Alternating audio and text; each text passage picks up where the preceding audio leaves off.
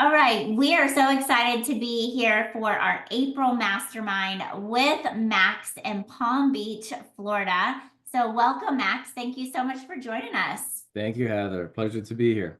Yes. So, Max, I would love for you to go ahead and share with everyone that's on where you're located and tell us a little about you and your business. Yeah, sure. So I'm originally from Germany, came over to Florida in 2018, December 1st, 2018. And I was working a corporate job at the time and then slowly transitioned into real estate, more like on I want to say like a part-time agent. And then in 2023, took the leap, went full-time with Zero Pipeline. I'm with Keller Williams here in Palm Beach County. And so we're serving the Palm Beaches and the northern tip of Broward County. That's the majority of my area.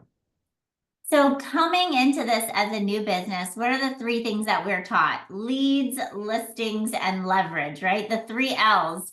That's right. So, tell me what your plan of attack was when you decided to go full time in real estate. Yeah, great question. So when I started out, no pipeline that I could rely on, not even a sphere or anything. So I went into cold calling. So expires and FISBOs, that was my first go-to.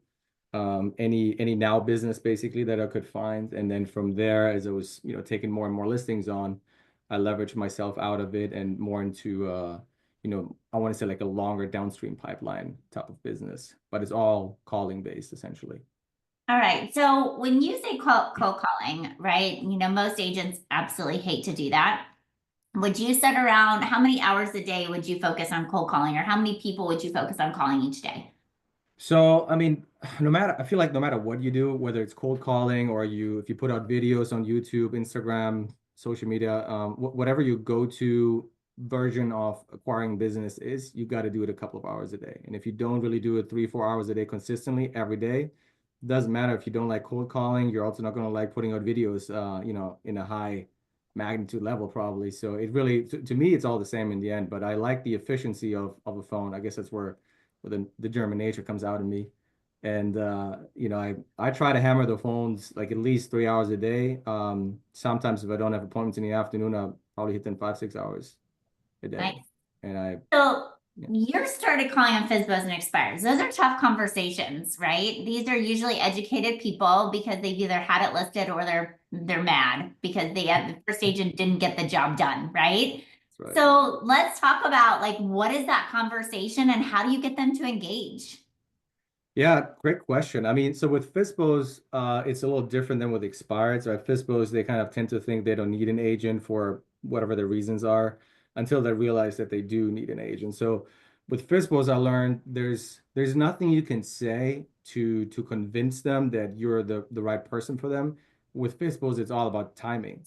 So if you can come from a place of value and you accept their position that right now they don't want to hire an agent, but actually you can be helpful to them to do whatever they need to do, and you got to stay in the pocket, right? Whatever, I mean, an email drip campaign is not good enough. Like nobody opens those anyways, so you Mhm. gotta either have a face to face or you gotta call them up on how things are progressing for them until they, this is my language now, but until they crack and they will hire an agent. So timing with FISBOs is everything until they realize themselves, you know what, maybe I need an agent for this. Maybe I'm not made for fielding 100 phone calls a day.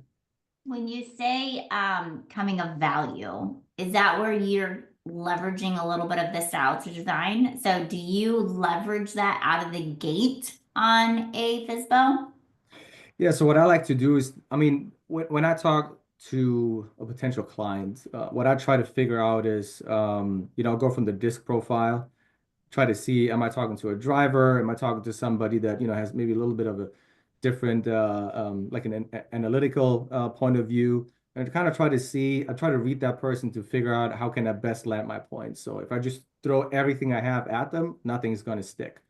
So I try to engage and figure out like what's important to them. When I do a FISBO, for instance, I always try to preview the house. And the easiest way to get in the door is to say, hey, look, I'm a professional realtor. I like to know everything, all the inventory that's in my market area here, so I can speak to it, for my clients, for my potential buyers out there. So If you have 5 minutes, we'd love to stop by today and just get an idea, what your house looks like and, the beautiful improvements you have made.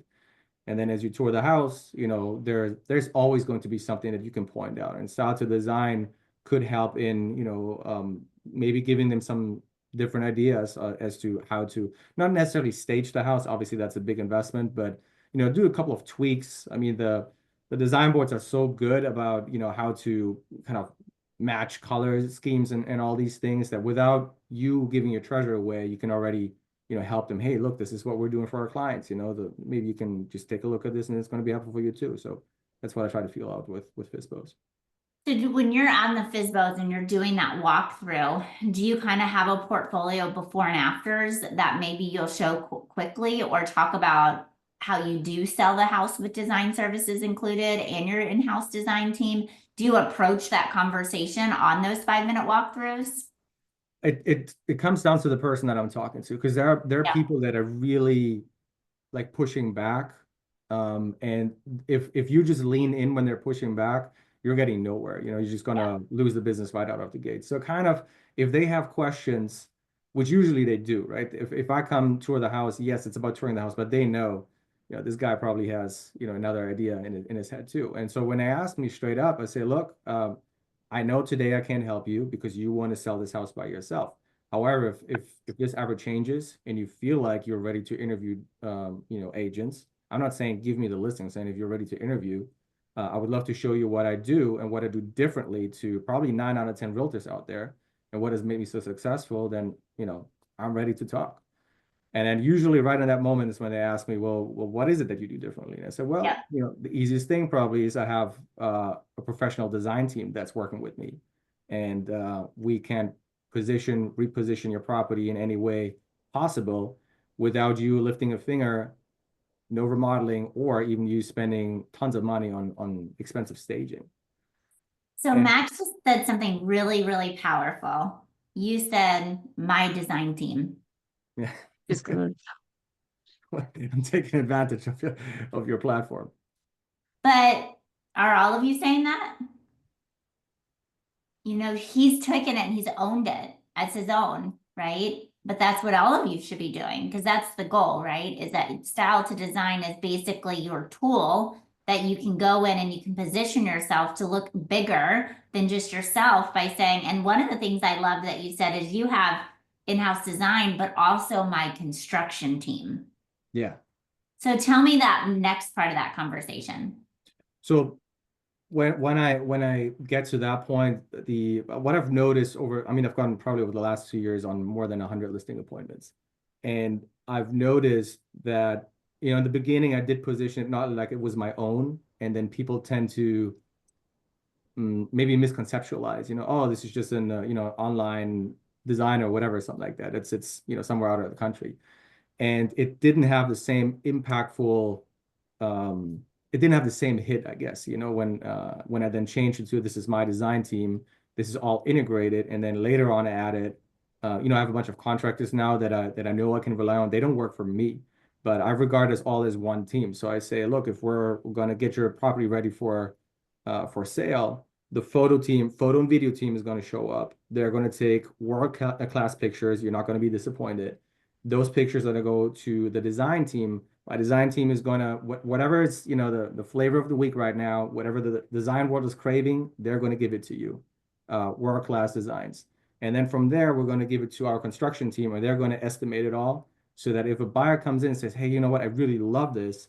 I like the location, but I love the designs that I have. You want to turn this into my new home. They already have an idea of what it would cost. Because a lot of people shy away when they think, oh, this is probably going to break the bank, and I'm not even considering this house, doing anything to that. So that's really helpful.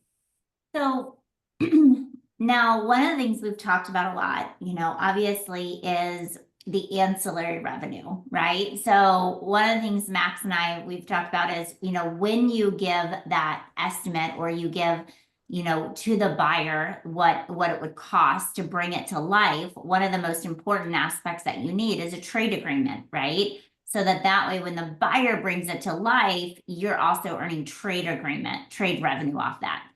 But Max, you've positioned it a little bit different where share what you shared with me, how you've actually integrated it into commission percentage. We're not going to talk the actual what he charges, okay? But share with me how style design, when you're on that listing appointment, are you, so let me just go back. I'm going to go back even further. I'm going to break it down to the nuts and bolts. Is that okay? Sounds good. So you get to that listing appointment, right? What is the first thing you do at that listing appointment? Do you walk the property? What are you doing? Now this is more of an expired. So he's got the expired, he's at that listing appointment. What's your first step? So first thing is I want to put down my stuff. So my bag, my laptop, somewhere in the central space where we can later sit down and just have to go back to. Then secondly, I immediately ask for the tour if they could show me, what they've done to the property, all the great improvements and so on. And I also try to ask from their perspective, now having lived in that property for a couple of years or however long it was, what makes it special to them and therefore would also make it special to a potential buyer.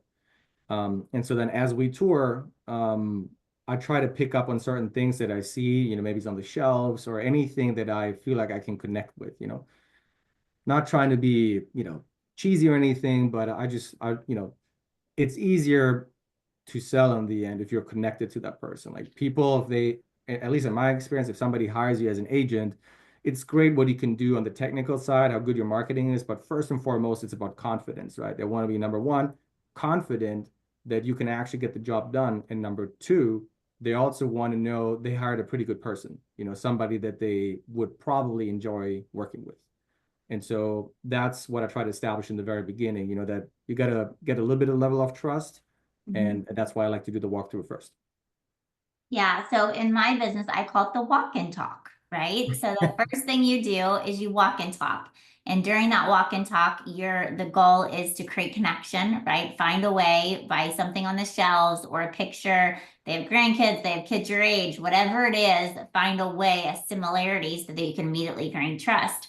Now, when you're doing that walk and talk, are you also in deciding in your head, like, what am I going to reality stage and reality renovate to Yeah. make this house unique and different? Is that part of your thought process on that walk and talk? 100%. I mean, I don't spit it out in that moment when I see it, but I, take internal notes. Actually, I do have my notepad with me and I, write down stuff because I want them to see that I'm taking notes. I've Yeah. had this the other day. This is just like a week ago. This was not a listing appointment, but there was a contractor that I introduced to a client of mine. And this was the first time that these two met. And so they did the walk and talk, I went around the property to get I'm an here. idea what should be remodeled, and he was taking zero notes. And I was like, I mean, I was shocked, so I was taking notes in the background, because I didn't want this to fail. And guess what? In the end, he didn't get the job because she didn't get the impression that he was taking this very seriously, just because of the notes. Yeah. I am the same. It's like if I'm not taking it, someone who's with me is taking the notes. I'm like, hey, can you make note of this? Can you make note of this? And I also make sure I open every single door and I check every closet because I'm always saying when I go to sell this home, I want to make sure I can educate the buyer fully. Or when I go to show this property, I want to make sure I know exactly where the hot water heaters, where the AC units are, where all the, so I subliminally am selling like it's my own listing before we even sit down at that table, right? Yeah, perfect. Yeah. So when you sit down at that table and you are in that neutral spot, how is style to design integrated into the flow of that presentation? So the way I start my listing presentations, I always have basically an upfront agreement. So before I even kick it off, I say to the seller that basically I want them to feel comfortable to just tell me if something is bothering them. Like, I don't want to get to the end of the presentation and then hear, oh, I have to think about it. So I tell them up front, look, usually when I hear I have to think about it, it means something is wrong. So instead of you telling me you were getting, 15 minutes forward or 20 minutes forward, you tell me I have to think about it. Please just, if it's okay with you, please be honest with me. You can tell me I won't feel offended. And likewise, I will promise you during this presentation and everything that we're going to discuss, I'll be completely and brutally honest with you so that you really know what the situation is, especially because we're talking about an expired, right? So chances are the previous agent either did a terrible job at assessing the market, what the actual sales price would be, or did a terrible job at marketing the property. But it's got to be one of the two.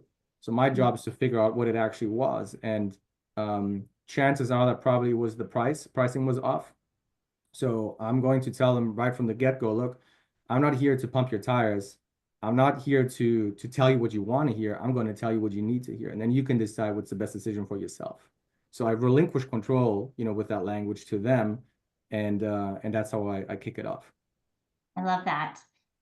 So do you have a formal presentation that you go through? 100%. Yeah. Never go without So can I put you on the spot for a minute?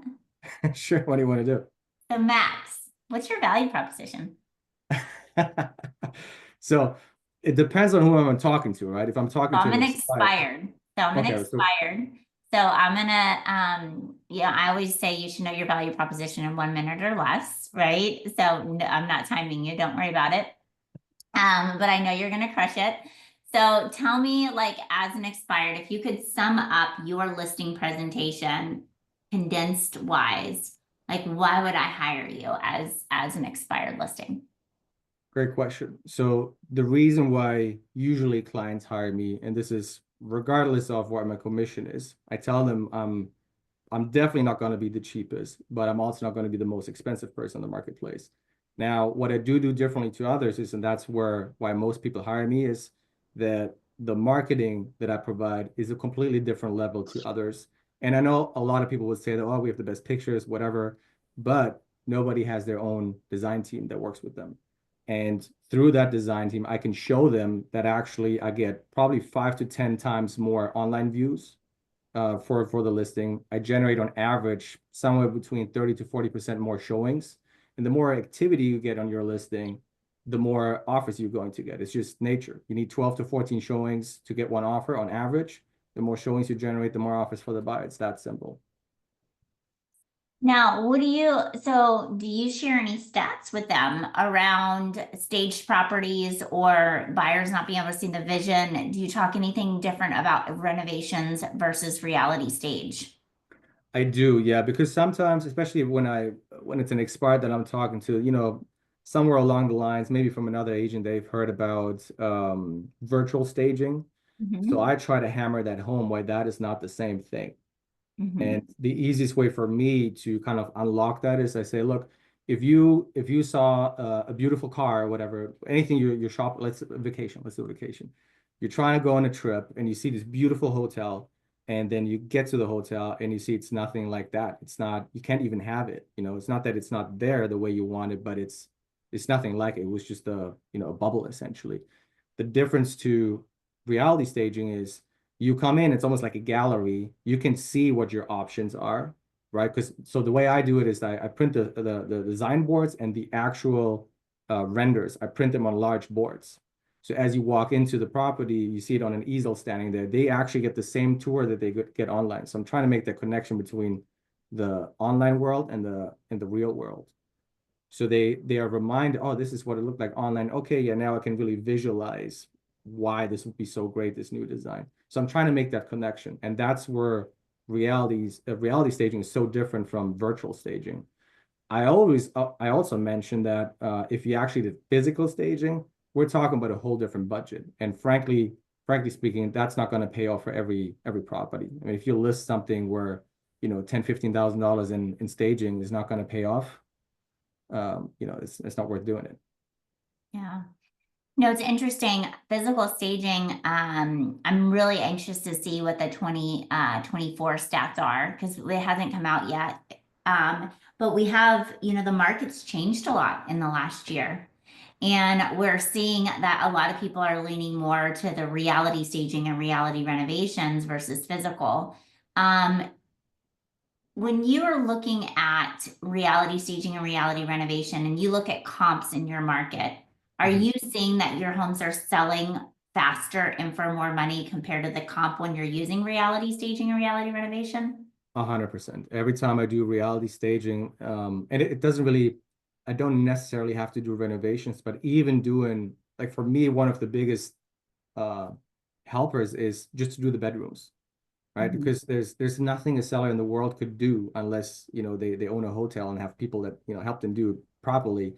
that would make it look perfect. And that's what I always tell my clients when I say, look, um, if we do reality staging for your bedroom, it's not like we're selling anything that's not there, right? They can buy the furniture in the end if they wanted to. They can get all the accessories if they wanted to. What we're doing here is we're giving an idea of what it would look like in a perfect world. And it's going to look more perfect than you or I could ever do it. That's why we have a professional designer with us. And so with these bedroom renders, that alone increases traffic so much. So if you want to take it to the next level, then and you do, reality renovations, of course, that's a whole different topic by itself. But I definitely do see a difference if I reality stage a property versus not. There's a difference in how fast I'm selling it, and there's also a difference in how many inquiries I get. It's not even close. Yeah. I was doing a mastermind with one of my agents yesterday, and she has a property that's about to expire. And I've told her time and Or time and maybe I'm time going to call that again, one. what? So maybe I'm going to call that one. Yeah, right. I've told her time and time again, why didn't you reality stage? Why didn't you reality renovate? And she's like, oh, I just didn't know if it needed it. And I'm like, what are we doing? And so, she said to me, she's like, Heather, so this was a few weeks ago. So she did submit the reality staging, reality renovations, and the traffic and the pickup that she had. So she did a small price reduction and then basically repositioned the property now with the reality staging and reality renovation photos. And now she's finally getting activity, right? It's Um, nuts. it's nuts. So you have the listing appointment. You have gone through your listing presentation. You said a pretty staggering number of how much this has helped increase your commission. Share a little bit about how you're positioning yourself to earn more commission by offering this service. Yeah, so I include reality staging in one of my packages, and that's a whole percent more that I'm getting for that in the end compared to the standard commission that I would otherwise be charging.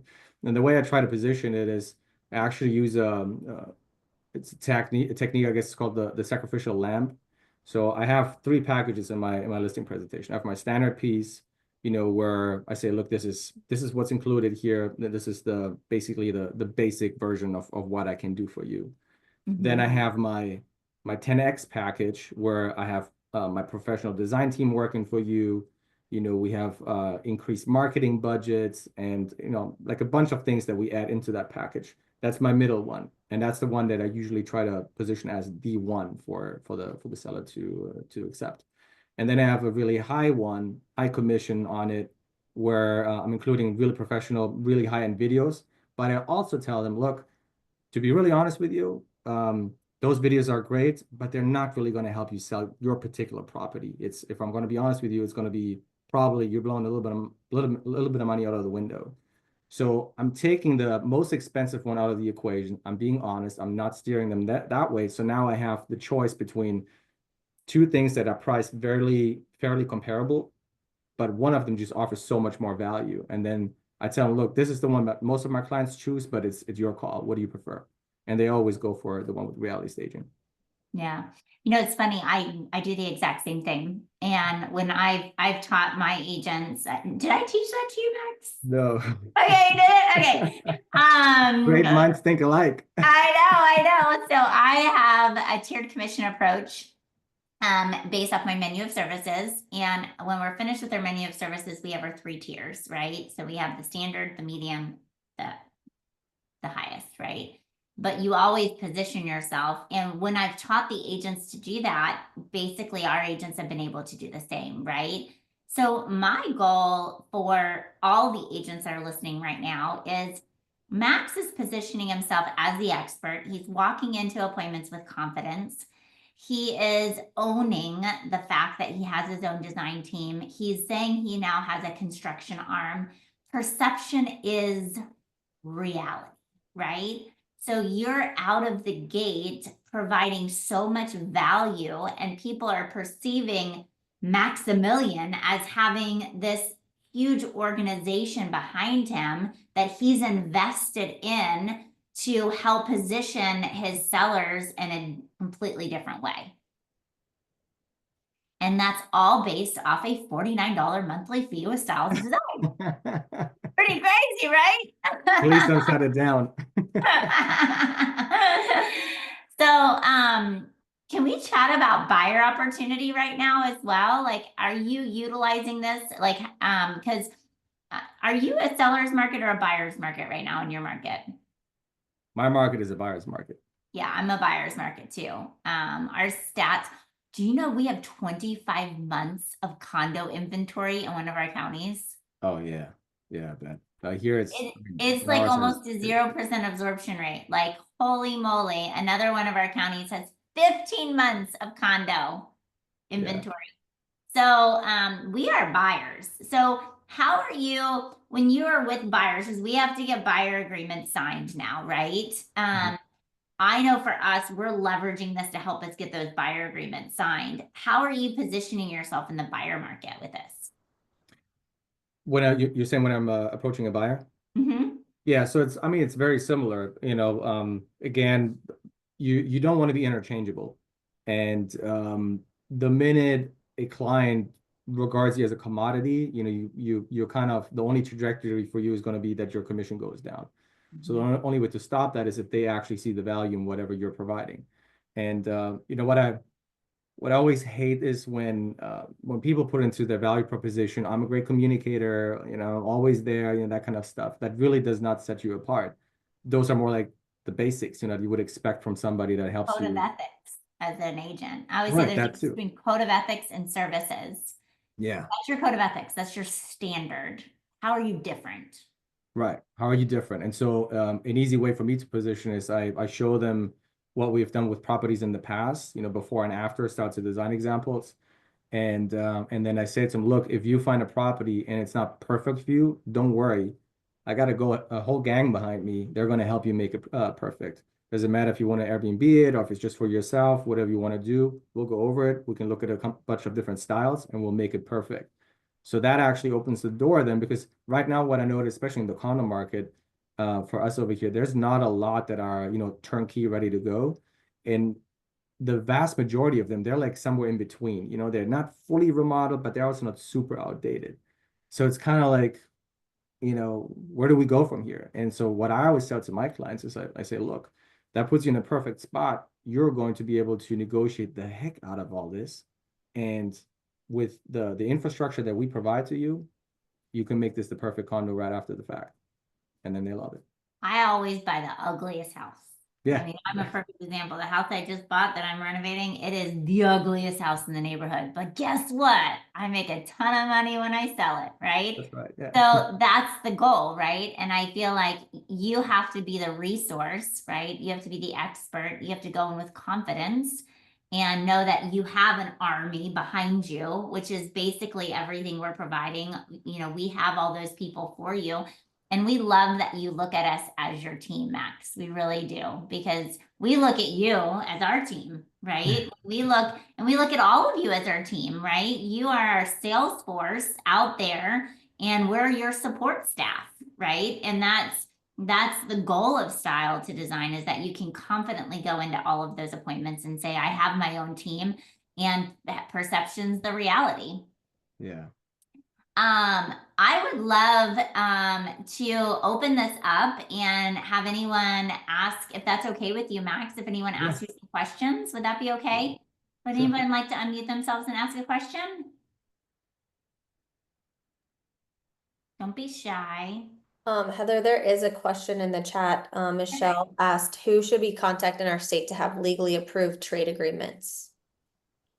Yeah, so we have a trade agreement example in our platform, but we always recommend, we have a lot of different attorneys that we work with on the title side. So I would recommend having one of your attorneys that you work with review it and make sure that it's a trade agreement that's okay for you to utilize. One of the things I always say that's super important is that if you do trade agreements with contractors, you always want to have that in a separate LLC that's outside of your real estate entity, so you're not commingling the funds between the two entities. With that being said, Maximilian, he's not really leveraged the platform yet. about ancillary revenue. So Max, do you have a separate LLC right now for your design entity? I do not, no, not for the design entity. I mean, for me, the goal was primarily at first to kind of master the design aspect of it. So, now I've got a hang of, okay, if I'm listing a, beachfront condo, these are the designs that really work well. If it's a different house, this will be a style, or even like the remodel or the renovation designs. I feel like, the basically from getting the idea or developing an idea together with your team to getting the finished result, that's gotten pretty good now. And so now that I know I'm mastering this and I'm able to sell this much better than I was probably like a year ago to clients. Now I'm at this point where I just got to take it to the next level and get these ancillary services now too. Yeah. But the great thing about it is he's a perfect example is you don't have to, right? You can just use style to design to position yourself to increase your commission percentage and win more opportunities, right? You can do that, or you can also position it to build ancillaries, right? You can do it, you can start small and go big, or go big and whatever you want to do. The goal of that is that you can position yourself in that way. Did Michelle ask another question in there? I thought. She said she does not have an attorney, so she's wondering what direction to go. What state are you in, Michelle? Sorry, I'm in somewhat of a loud place, so sorry for noises in the background. I'm in Missouri. Missouri. Yeah, I mean, I really would, unfortunately, I can't help you when it comes to connecting you with an attorney in Missouri. And every state is different. So I would just research, on your side, maybe ask your office that you're part of, what attorney that they would recommend you use. Usually your managing broker or someone will know someone that they can connect you with. The good news is we already have the template. And so it's not like they're having to write you a trade agreement. You can basically say, here's the trade agreement I have. Can I modify this to my LLC? And is this okay to be utilized for my design entity? Okay, that's what I was hoping for. It's just the finding the attorney. No Okay, thank problem. you. Most of the time, I mean, we've heard that most everyone has just utilized what we had and just changed a few things. But the good news is it hasn't cost them a lot of money because the Sure. framework of it's already been written. Okay, great, Okay. thank you. Yeah, no problem. I think I saw another question in that Yep. chat. V asked, do you only call expired or do you door knock them as well? Yeah, so my routine is in the morning when I start hitting those expires over the phone, I try to probably have 3 to 4 times contact attempts. And if I still don't get them on the phone and I really want that listing, yeah, I'm gonna go door knock. Because the reality of it is they're gonna have, if it's a really desirable listing, they're gonna have probably 50, 60 phone calls that morning. And even if you spoke to them by the time they hung up, they probably won't even remember you because it's just a storm coming at them. So in order to get the listing, you got to stay top of mind. And the easiest way to do that is to go door knock. I know it's uncomfortable for folks, but it's the first way to help you stand out. It helps you stand out in 2 ways. Number one, there's a face they're connecting to your name. And number two, you're going the extra mile. And trust me when I say this, when sellers see you show up, I mean, you're not there to bother them, right? You're there to help them solve a problem because clearly somebody took on the job, couldn't get it done. And now they're in a position where they're like, well, what are we doing now? So they need help. And if they still do want to sell, then you're there to help them. So it's not a bad thing if you go over there and door knock. You're coming from a place of value, trying to help them get the situation resolved. Can we role play for a minute on what that knock looks like? Because Sure. that's a lot, right? That's what a lot of people are like, okay, what do I say? Like, how are you getting them to engage with you? All right. So let's set up the situation. So I'm going to door knock, and then I'm going to take 3 steps back, and I'm going to tilt slightly to the side. We're not frontally, like I'm not fully facing the door because I want to be in a position where I'm seeming less invasive or the least invasive possible to the person who's going to open the door. So I'm standing like kind of like this, maybe I'm looking even that way, see the door open, and then I turn around and say, oh, hi. And I'm going to say, hey, Heather. Yes. Hi, Heather. My name is Maximilian. I'm so sorry that I'm contacting you out of the blue and just door knocking. I'm really not trying to offend you in any way, but I just happen to be in the area and I'm a real estate agent. And if you got 30 seconds, could I ask you just a really quick question with your property that I saw was for sale? Would that be okay? Sure. Yeah, I appreciate it. I promise to be really quick. Heather, I saw the property came off the market and I just couldn't really figure out if you maybe had sold that privately already or if you still would be maybe, looking to entertain offers. Yeah, do you have a buyer? Yeah, it's a great question. So I have a couple of folks that are looking in the area, but Heather, I don't want to put you on the wrong track here. I'm not going to say, oh, yes, they want Heather's house.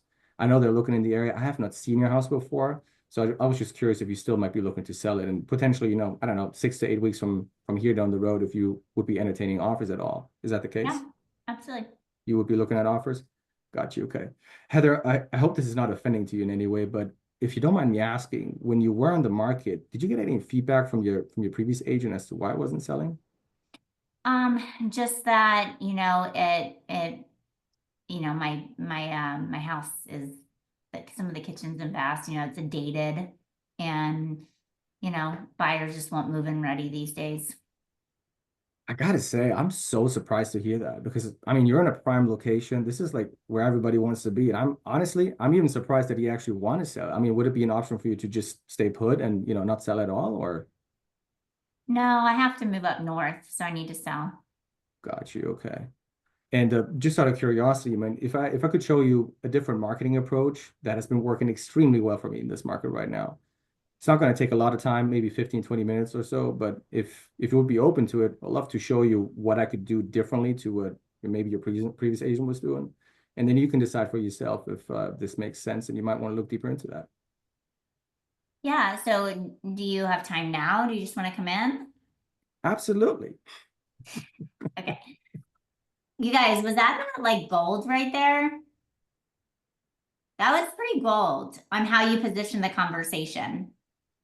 You made it very, very, very easy. And it was such subliminal selling, but making sure that you were coming from a place of just wanting to help versus trying to sell them. Do you guys notice how he positioned that conversation? Does that get your wheels turning when you're thinking about sell? Don't worry, this is recorded. So you can go back and listen to Max like 10 times. I'm going to make all my sales team listen to you, Max. But that was, what did you guys think of that? I see Deborah I thought lifting he you up was right now. so smooth that it was easy to trust him. Yeah. It just flowed. Yeah.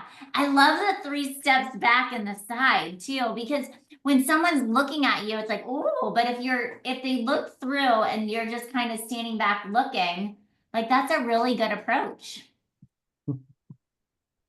Another thing that works really well, maybe not for an expired, but if you're just generally in an area door knocking, what I've done before is I knock on the door, same thing, 3 steps back, tilt to the side, door opens, and I go, hi, my name is Maximilian. Just curious, did your neighbor tell you I was going to come over?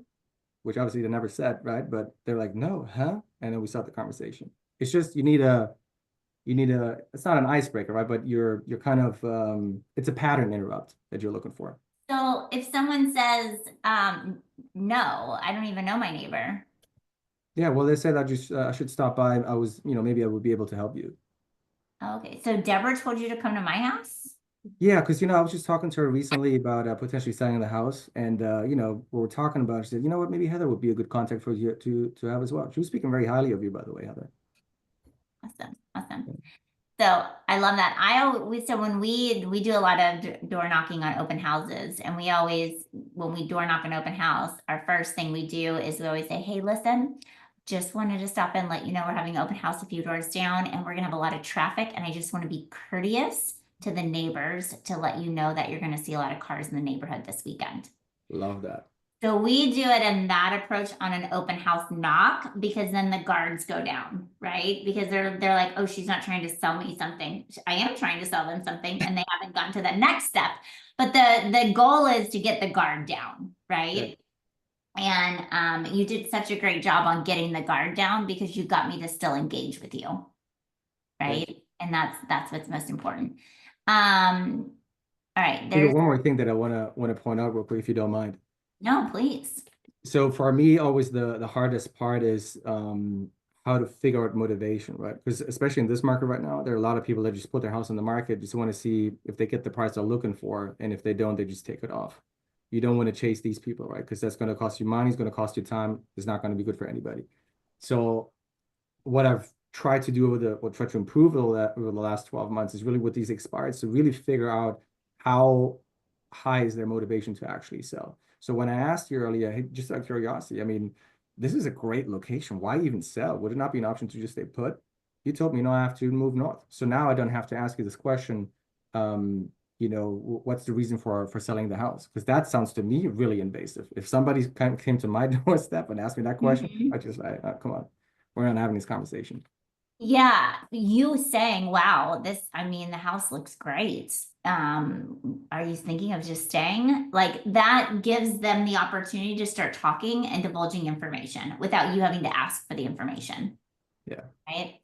And then do you feel like having the value proposition of style to design and saying I have my design team, that's given you another level of confidence in those conversations? 100%, yeah. Especially when I'm competing for for really high-end properties, it's something that usually none of my competition has. I mean, everybody has a stager, everybody has virtual staging, that kind of stuff. But when it comes to reality staging, like that tweak with the renovation is, I mean, it's gold. As a matter of fact, there's a property I just put on the market today where we did just that. It's an older house, but it's right on the beach. Anybody's going to buy is going to remodel it. So we did the work for them. We have different designs of how it could look like, and we got estimates for it as well. So that's our. Can we show that one, Lauren? I want to go ahead and show you what he's talking about is how he repositioned, right? A listing. I want to show you kind of what he's mentioning on how he did and what he did to this listing. It's the sailfish one, right? Yeah, the Sailfish one. Yeah. Okay. Perfect. 1 second. There we go. Yeah, so this is what the house looks like today.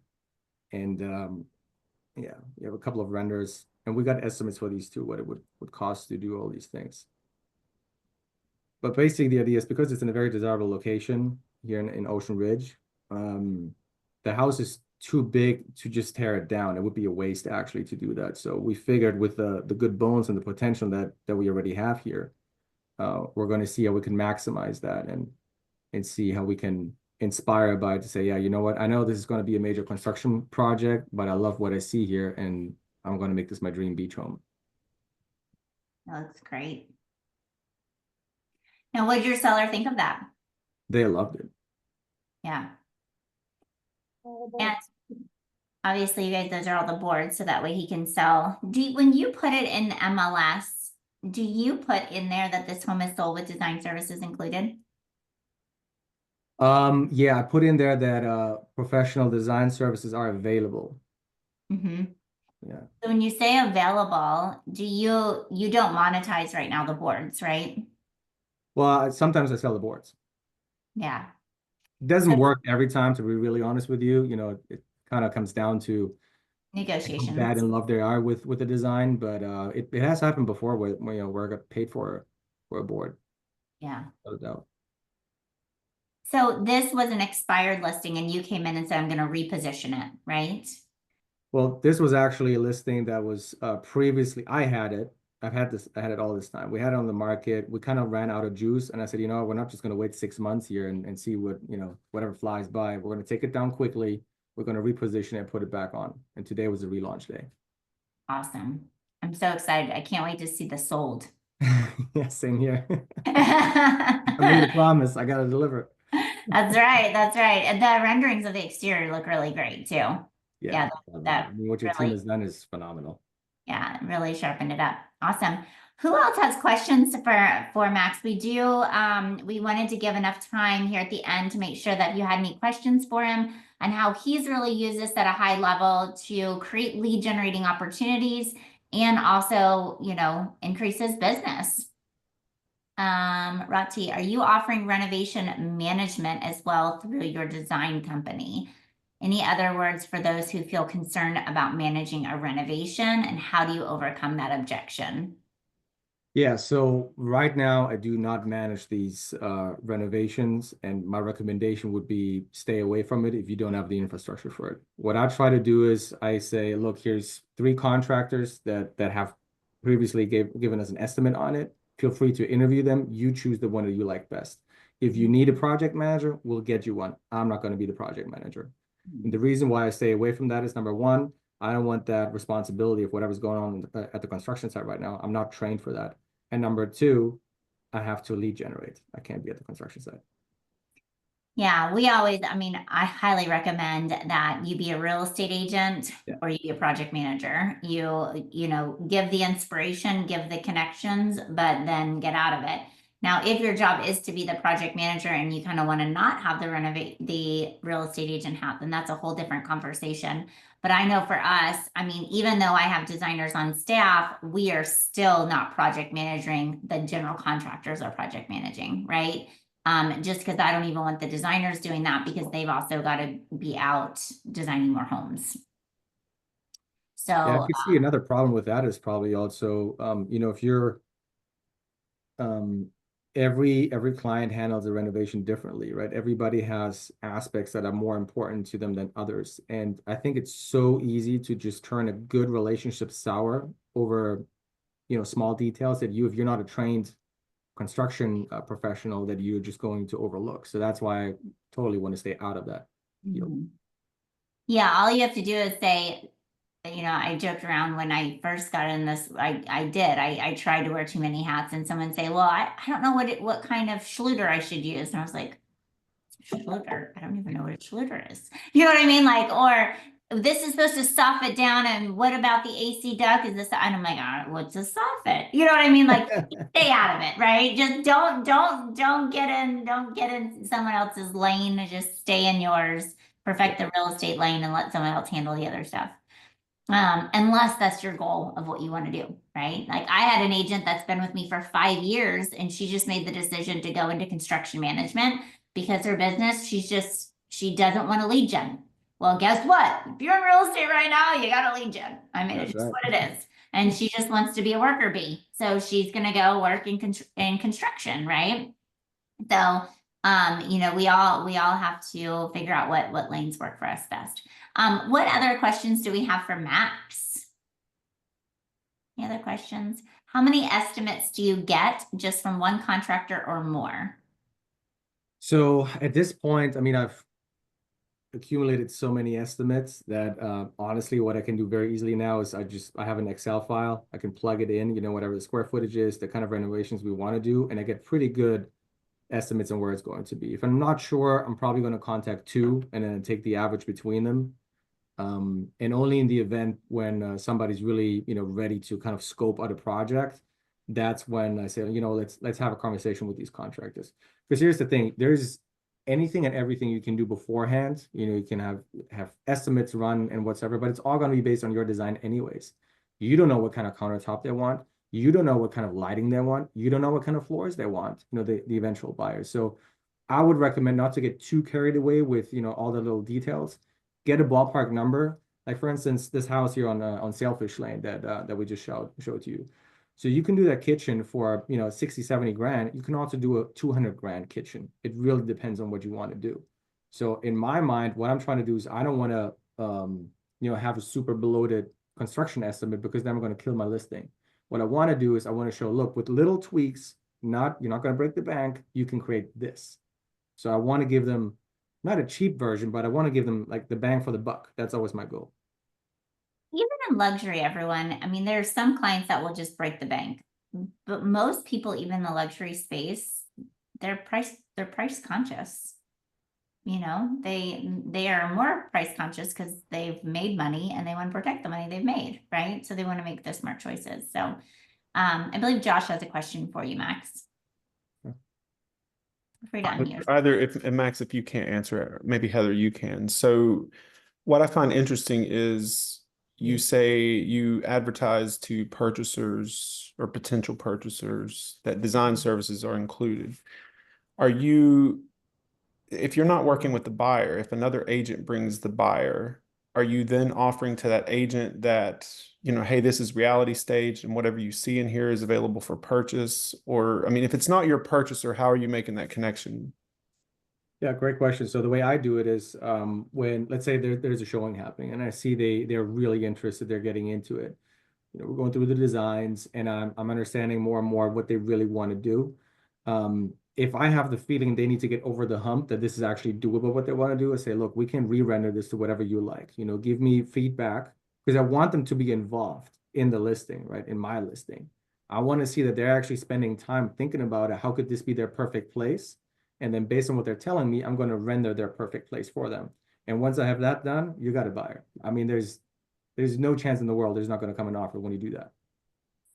Also too, Josh, I want to make sure you understand when we deliver, so when Max has a listing, we deliver the images in a Google Drive. So he gets the before, the after, and the design board in that Google Drive. We encourage that once you're under contract with a buyer, all you do is add the buyer's agent onto the Google Drive. And now the buyer's agent has access to all the design boards with all the product to purchase. So you fulfilled your obligation by saying, I'm selling this home with design services included, because you've added the buyer agent to the actual Google Drive. Does that make sense? Yes, it does. Thank you. That clears that up. Thank you both so much. Yeah. And it's the same thing on the buy, right? If you're doing that, then you can add them to the Google Drive. We purposely deliver them in Google Drives for you, so it makes it very easy that you can just add that person to it, or you can create a QR code to the link to the Google Drive, and then they can access those boards. Okay. Thank you. I appreciate that. Anybody else have questions for Max? I mean, don't you think we should say like, thank you, Max? I mean, you delivered so much great content today. We just really, really appreciate you. So thank you for spending this time and helping educate our members here today. And this is recorded and we will be sending it all out to you. And thank you for spending some time with us today. Thank you, Max. We appreciate you. Thanks for having me. Appreciate it. All right. Take care. Bye. Bye.